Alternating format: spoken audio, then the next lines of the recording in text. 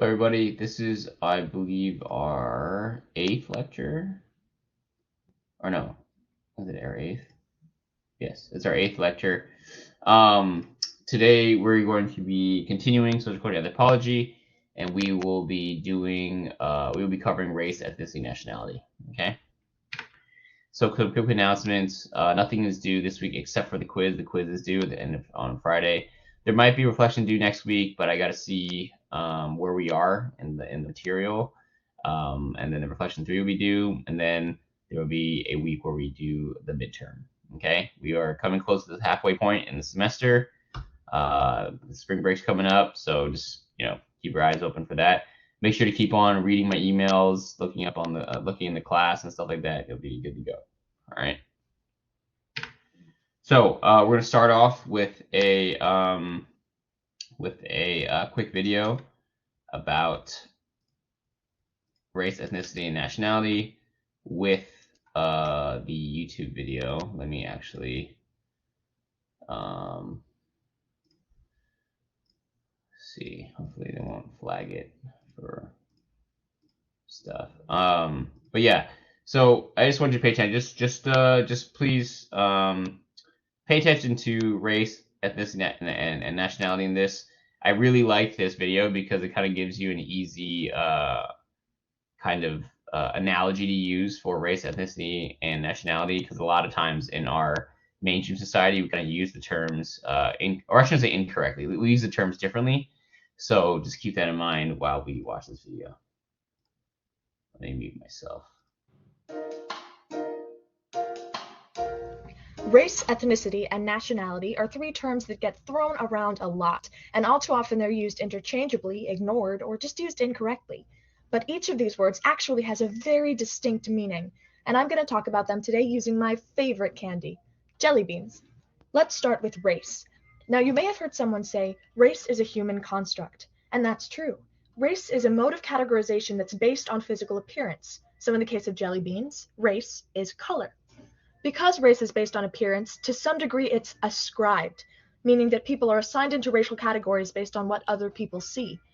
Even if somebody could be mistaken for a certain racial category, it can still apply to them. These categories are fluid, and our ideas of racial groupings change all the time.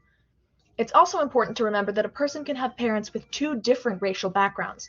The population of the world is becoming increasingly mixed. But even a person with multiple races will still ultimately belong to a racial category themselves, whether or not it's the same as their parents. Race is a huge factor in daily life, but it isn't the whole picture. The term race does not capture the complexities of ethnicity. Ethnicity refers to the ethnic group or groups that a person belongs to. It's a part of a person's heritage and ancestry. In the case of jelly beans, ethnicity is like the flavor. Two people who are in the same racial group can still have very different ethnicities. For example, all of these are red, but this one is cinnamon and this one is cherry. Two people in the same racial group can and often do have very different backgrounds. It's important to note that there are some groups who are unable to trace their specific ethnic heritage because of things like slavery, assimilation, and genocide. Ethnicity is a huge part of identity formation and development, but it's still not the same as nationality. The word nationality refers to someone's national origin, the country where they hold citizenship. For jelly beans, it's like the bag that a bean comes from. People of the same race or ethnicity can come from all different nations, like the watermelon bean that's in Camo Mix and Kids Mix, or the lemon lime bean that's in all three. And nationality is flexible. If a person immigrates, their nationality can change. People can have dual citizenship or sometimes no citizenship at all. So now you know. As a quick recap, race is a mode of categorization based on physical appearance, like the color of a jelly bean. Ethnicity is a person's actual ethnic background based on their ancestry, like the flavor of a jelly bean. And nationality is the place where a person holds citizenship, which is like the jelly bean's bag. Now that you know the difference, you can have a much more comprehensive conversation about identity issues. Thanks for watching. I hope you enjoyed this video because I totally enjoyed eating these jelly beans afterwards.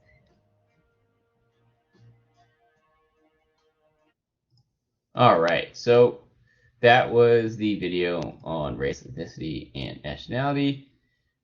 Real quickly, let's talk about, you don't need to do these yet. Let's talk about what the definitions are, right? So in the jelly beans, right, race is what? The color.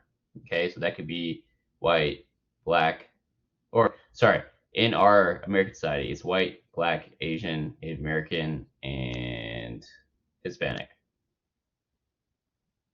I believe. Yeah, right. So those are the five kind of big racial categories that exist in America, right? And for ethnicity, that is the flavor of the jelly bean. Okay, so within these races, there are multiple ethnicities. So, for example, the red jelly bean could be cherry or strawberry or watermelon or whatever, right? If you are black, you could be Jamaican, as being quiet as if you're going to participate. You could be Jamaican. You could be from West Africa. You could be, I don't know, from Zimbabwe, whatever, right? So those are multiple ethnicities within a race, right? If you are Hispanic, you could be Mexican, you could be Venezuelan, you could be Puerto Rican, right? These are all ethnicities, flavors within a race or within the color of the jelly bean. Okay. Now, nationality, though, nationality is very interesting. Nationality is where you hold citizenship. Okay, this is very important. So if you were, um, let's say, American, that means that your nationality is American. If you are a citizen of a certain country, that means you are that. That's right. That's where what the name is, right? So it's like if you say your nationality is American, that's referring to your citizenship status. Okay, so that's very interesting because what they put, and this is a great analogy, is the bag of jelly beans, right? So you could have the kids bag or the tropical bag or the whatever bag, and you will have multiple races and ethnicities that cross over into different bags. It's the same thing. Okay, so please make sure you understand that. It's going to be very important. Okay, so let's talk about ethnicity first. Ethnicity is based on cultural similarities and differences. Okay, ethnic groups share certain beliefs, values, habits, customs, and norms because of their common background. This is very important. So, what else is certain belief, values, habits, customs, and norms? Culture, right? Ethnic groups share culture. But as we talked about before, culture is very important and very specific. The reason why they don't say culture here is because this does not include all of culture. This includes some aspects of culture, right? So certain beliefs, values, and habits and customs, right? Certain beliefs could be like, a lot of Chinese cultural groups, they believe that they shouldn't. You need to have like a high respect for elders or whatever, right? Certain values could be our ethnic group values family time a lot more. Habits could be I don't know, drinking tea with your biscuits. I don't know. Okay. And customs and norms, you guys already know those. Customs could be celebrating certain holidays in a certain way. Norms could be, I don't know, having your house look a certain, or having certain decorations in your house, whatever it is, right? These are certain aspects of their cultural or of their background that they share. Okay. So, moving on, ethnicity means identification with, feeling part of an ethnic group, and exclusion from certain other groups because of this affiliation. Ethnicity is not the only basis for group identity. So, what's really important about ethnicity is not just, also, you see the picture as the parade. It's not just identification with, but it's also feeling, or not feeling, it's also being excluded from other groups because of that ethnic association. So it's not just similarities, but it's also differences, which is very, it's an important distinction because a lot of people just look at the similarities, but it's actually also important to consider the differences or the exclusion from other groups. Okay. Or you know what? Let me give you an example of how that works. Right. So if you are included in a certain group, you are going to be treated a certain way. And if you are excluded from a certain group, you're going to be treated a certain way. This happens a lot with certain people that might appear different, but they grew up in the same area. And it creates just a different dynamic between them and the ethnic group. Okay. Oh, all right. So minority groups. So what is the definition of minority group? Minority, in its literal definition, is just the smaller portion. But minority groups, more specifically for when we're talking about race, ethnicity, and nationality, are groups that occupy subordinate positions within the social hierarchy. they essentially have inferior power or less secure access to resources than do majority groups. So this is very important. Okay. Now, does this mean that minority groups cannot have power or cannot have resources? Of course not. But what it does mean is that their access to those resources is different, right? It is subordinate. It is less, right? It is more difficult for them to obtain those same resources or to attain that same power. Okay. Race is when an ethnic group is assumed to have a biological basis. Race, like ethnicity in general, is a cultural category rather than a biological reality. Popular culture rarely distinguishes between ethnicity and race. So race, I know a lot of people believe it's biological, and it is to a certain extent, right?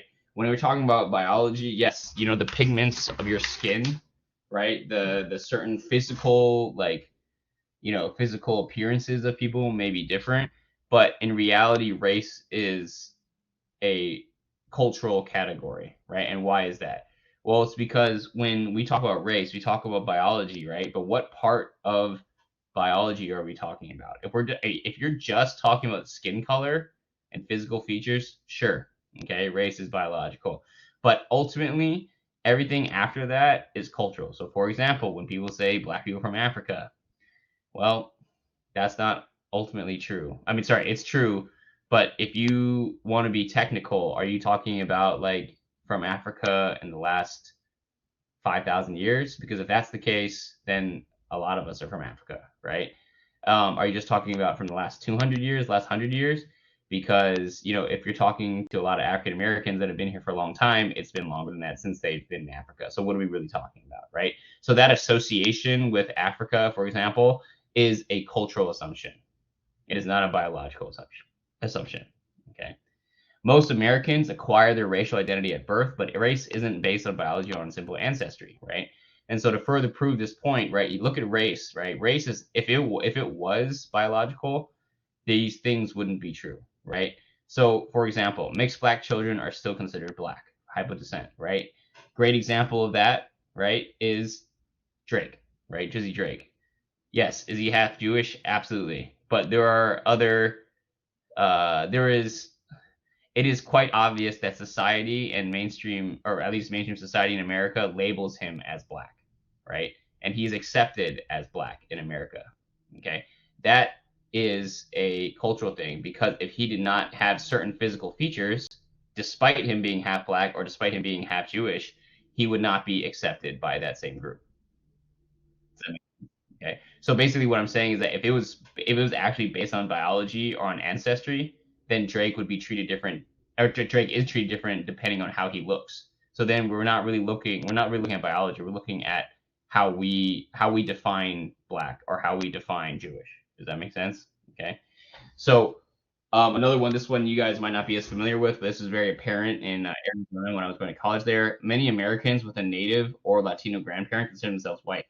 And it's because they look like they're white, and so they are accepted and just put down that they're white. There's no questioning of that, right? So this is very common in again in Arizona, but not so much here in New York. Okay, and again, if this was based on biology or simple ancestry, right? These people would not be considered white; they'd be considered native or Latino. Okay, so cultural differences are also associated with class, region, religion, and other social variables. Individuals often have more than one identity group. This is very obvious. We're going to go into some of those other statuses and identities. So in anthropology, status is any position, no matter what the prestige that someone occupies in society. So the word status, right? The status that we're looking at is kind of like your position. A lot of people use the word status to like describe someone that has like high prestige, like, oh, that person is the CEO of this and this company. He has a lot of status. But in anthropology, when we talk about the word status, we're talking about their position, period, right? It could be good, it could be bad, it could be whatever. Okay. Now, these statuses include ascribed and achieved statuses. Ascribed statuses are statuses that people have limited choice about occupying, right? The easiest examples is race and gender. Okay.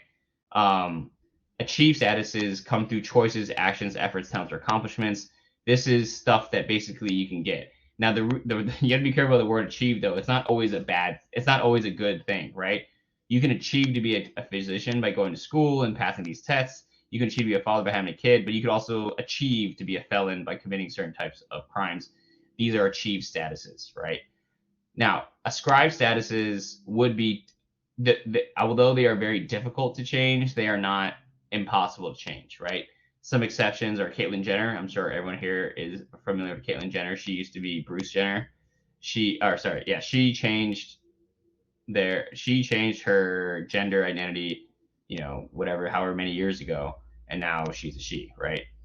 This is very important. We're going to talk about this later, but there's a difference between gender and sex. So Caitlyn Jenner changed her gender, which is very different from changing her sex. Okay. And if you haven't heard of this person, Rachel Dolezal, she's basically a white woman that pretended to be black for a very long time. She received a lot of accolades for being a black woman professor and all this other stuff. Just look her up. It's very interesting. Anyways, so even though ascribed statuses are difficult to change, they are not impossible to change. Okay. Now, the next thing we're going to talk about is something called situation negotiation. It's more complicated. It's more simple than it sounds. Situational negotiation of social identity is when one identity is used in certain settings, another in a different one. So basically when you use different identifiers for different situations, right? So for example, if you were to mark if you're to fill out your FAFSA, right, you would put down Hispanic. But if I were talking to you, I asked you, hey, what's your background? You'd probably tell me I'm Mexican. Does that make sense? You're using two different identifiers for two different situations. If you were to ask me, oh, Professor Vaughn, what's your background? I'd probably say Chinese. But if I were traveling to overseas to like Italy or something, they ask like, oh, what's your background? I'd probably say American, right? Or if like even on campus, like when let's say I forgot my ID card, that's like, oh, are you whatever, like what do you need to do here? I'm like, oh, I'm faculty, right? That's me identifying myself with different things depending on the situation. All right, so racial attitudes. Okay, so this slide is very interesting. I use this slide. The way we look at race, ethnicity, and nationality in America is not the only way people look at race, ethnicity, and nationality, right? I put these two examples here to show how, while they may have prejudice, it's based off of different things, right? So in America, we base a lot of our discrimination skin color and off of appearance, right? In Japan, that is very odd, right? They believe that it's like, why would you do that? It seems stupid. Okay. However, Japan has its own form of racism, right? The belief that a perceived racial difference is okay to value someone less, discrimination comes in the form of addresses and marriage investigators unclean, and they are discriminatory towards the Barakuman and the Korean populations in Japan. So while Japan, and if you actually follow this YouTube channel, a Black Experience in Japan, and a lot of the Black people when they interview, they really have a lot of positive things about living in Japan as a Black person. Okay. However, so while they might not be discriminatory towards Black people like that in Japan, who they are discriminatory against are the Barakuman and the Koreans. So the Koreans, they have a kind of like tense relationship. Japan did colonize Korea in the past. They look at them as unclean and kind of like just inferior, basically, right? Now the other one, which is the more interesting one, the Barakuman. So I had to look this up myself, but they are a class of people from the 13th century Tokugawa period, which is like 700, 800 years ago. And because they were the untouchables, because they basically, did all the stuff that, the society didn't want to do, they were looked down upon. People who have ancestors from that class are looked down upon and are thought of again as unclean or whatever. But what's, to us that seems crazy, but obviously physically they look exactly the same as every other Japanese person. So how do you go about finding out if someone is part of the Barakuman class? And the answer is that before they get married or whatever, they do an address investigation, and they have marriage investigators. They hire them literally to investigate their partner and to see if they have links to that time period. Now, the reason why I like this example is because it's so odd. Like, it seems so stupid to like do that, but you have to understand that again, discrimination and racism or prejudice or whatever you want to call it in Japan is different than what it is in America. How they view racism, how they view nationalism, how they view ethnicity is very different from what they do in America, right? So while they believe that discriminating against black people is kind of weird, we definitely believe that the way they discriminate against the Barakuman is very weird. Okay, so again, I just want to put these examples out there to kind of give you some perspective. In Brazil, okay, exclusionary racism are not inevitable. Brazil is a big mixture of of Afro, Latino, and Portuguese people, and so they're the basis of the ethnicity is not as important in their appearance because everyone's kind of mixed. The well, yeah. Anyway, I'll talk about it at the end, but racial identity is more of an achieved status, right? So basically, they look at people who have money or who have success in those ways as better than others. And actually, the way they discriminate against people is through geography. So if you are from the Northeast to Nordestinos, they are looked upon as very like kind of country bumpkin, like they don't know anything, they're rural, uncultured, so on and so forth. This would have been a great example. However, in my own graduate studies, like there had just happened to be a person that was researching Brazil, and this is actually not completely true. They do discriminate on race, but for the sake of the example, it is important to understand that the way that Brazil discriminates against people is very different. It's more based off of geography than it is on appearance. So, nation at one time was synonymous with ethnic group. Now, nation has come to mean a state.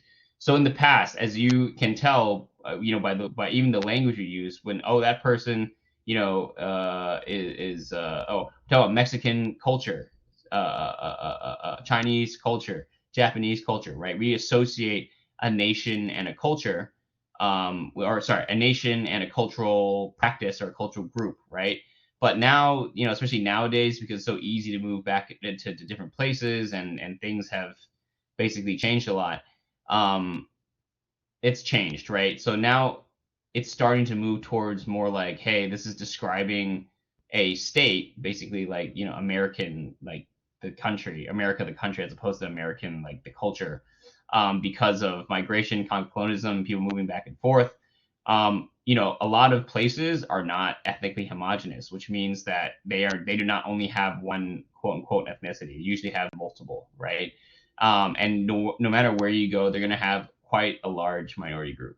Okay, so now that being said, we so one of the interesting things is, can you name a place that has the same race, okay, same colored jelly bean, same ethnicity, same cultural ancestry, but a different but a different nationality. And the example, which is I couldn't think about it until the textbook told me, was North and South Korea, right? They are racially the same, they're ethnically the same. However, because of political differences, they are nationally different. Does that make sense? Okay. So, ethnic tolerance accommodation. Assimilation is the process of change members of an ethnic group may experience when they move to a country where there is another culture dominates. So assimilation, again, similar to acculturation, is like the sacrificing of previous cultural practices or previous culture period for new culture because they kind of like because they kind of have to, right? Um, that's when basically people end up becoming kind of like the same. And this happens a lot. Like, obviously, again, it's hard for you to imagine because you live in New York City. But like, if you go to like other places like Nebraska or Iowa or something, all the people kind of do the same thing, and in order to fit in, you have to kind of do the same thing, right? Which has its pluses and minuses, but assimilation, which is again the sacrificing of previous cultural practices, doesn't have to be that way, and you can have ethnic harmony without it, right? Obviously, New York City is a great example. New York City, like many other big cities, are something called plural societies. Plural societies combines ethnic contrast and economic independence between ethnic groups.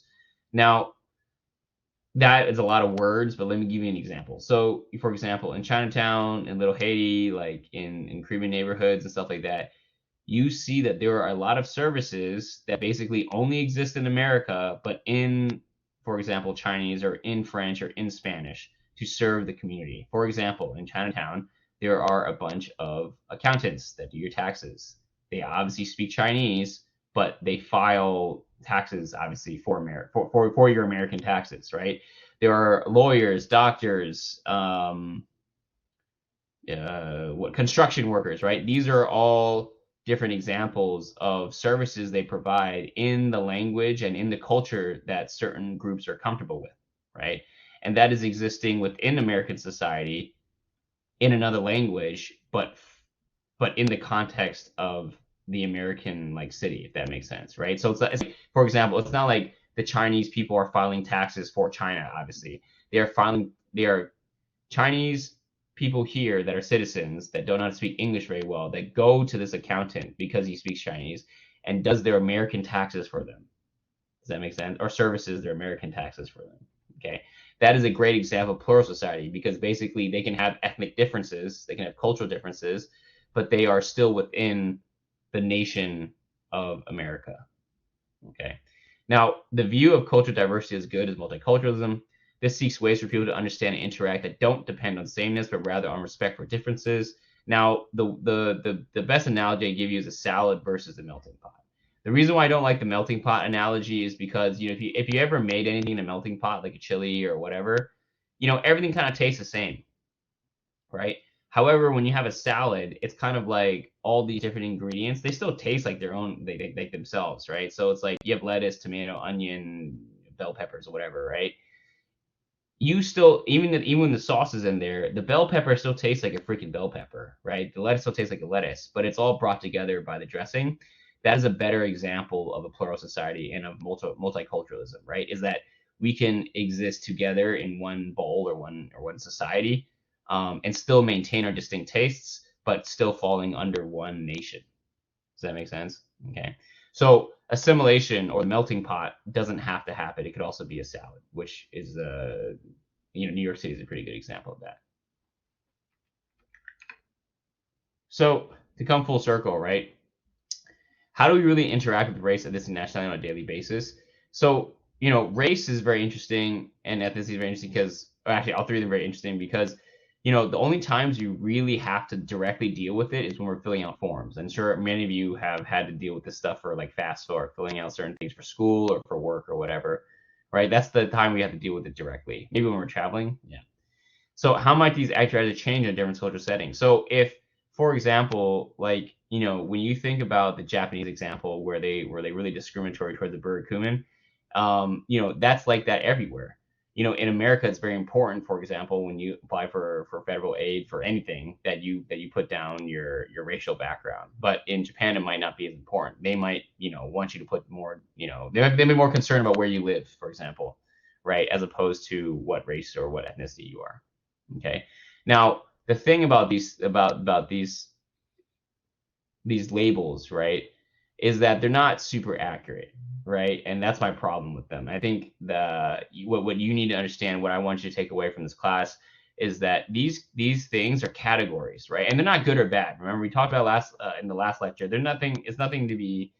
They're not adapt or maladapt, not good or bad. It's nothing to do with it being good or bad, but it does not accurately describe a lot of the situations that people are in. For example, if you're doing a study on black households in America, are the freaking households in Flatbush, going to have the same experiences as a black family in Texas? Absolutely not, right? A lot of the let's say you're a recent immigrant from Trinidad and you're being compared to a sixth generation African American that's been here since forever. Is that going to be the same experience, same cultural background? Absolutely not, right? However, they're still put into the same category. Okay, a lot of times, recently I saw that many of you might not know this is a California thing, but in Southern California, there is a very large population of Southeast Asians, specifically from Laos and Cambodia. Okay. And Asians in America in general, East Asians at least, and actually South Asians as well. This includes India. They do very well financially and educationally, right? They're successful, okay, percentage wise. That's great. However, that obviously means that they get less financial support for performing well in school and stuff like that. Great. The problem with that is the people in Southern California, for example, who are not doing so hot, the Laos and Cambodians, sorry, the Laotian and Cambodians, they are because they are because they are considered Asian, they do not receive the financial help that they should receive because they are lumped in with the East Asians, right, or the Asians that are doing well in our society, right? And that is pretty unfortunate because they do need the assistance and they are, they're not getting it simply because they're Asian, right? And this also, this plays true for all ethnicities and all races, right? Again, if you're comparing a Mexican person from the West Coast and a Puerto Rican person that lives in Florida, you're talking about completely different experiences, completely different cultures. But because they're both Hispanic, they put in the same category. Okay. So what would a cultural anthropologist say about these categories is exactly that, right? That these categorizations of people are made for the convenience of what we're doing, right? If you look at the definitions of when they came out, they came out at a time when, yeah, at the time it was kind of a convenient labeling, but now it's kind of not so accurate. Well, that's the problem with that, right? Is that you have to understand that these categories are just categories. They are categories created by people and for people. The way we use them is different, obviously, right? But it's neither good nor bad, but you have to understand that these categories are culturally made and that they can be remade again. They do not represent any kind of truth. They do not represent any kind of biological association. They are just put into those categories because, that's just how we do it as a society, right? So I hope that seeing discrimination, for example, in Japan and Brazil, I hope that us talking about a little bit about how, people, different experiences get lumped into one. And I'm sure you guys see all these studies all the time, right? Like, oh, Hispanic households in America has grown. What type of Hispanic are you talking about? They have different experiences depending on where you are and what you're going through. All right, yeah, what you're going through, right? So, for example, a lot of the South American Latinos, they go through a lot of discrimination, for example, in Arizona and Texas and California about with immigration, right? But I don't know if you know this, but freaking Puerto Rico is a part of America. So do you think that Puerto Ricans, for example, are getting harassed about immigration? Of course not. But because they're in the same freaking category, the statistics are not going to be as accurate, right? So just keep that in mind. Oh, sorry. Let me answer in one or two full sentences. So what might a cultural anthropologist say about these categories is that these are cultural categories created for convenience. Okay, they have no biological or absolute truth to them. They are simply categories. They're like drawers that we created for our population. And sometimes it doesn't. But again, we need to understand they are cultural categories. Okay, great. So again, real quick at the end of this week, the quiz is due. Any questions, just shoot me an email at raymond.fong@kvcc.cuny.edu.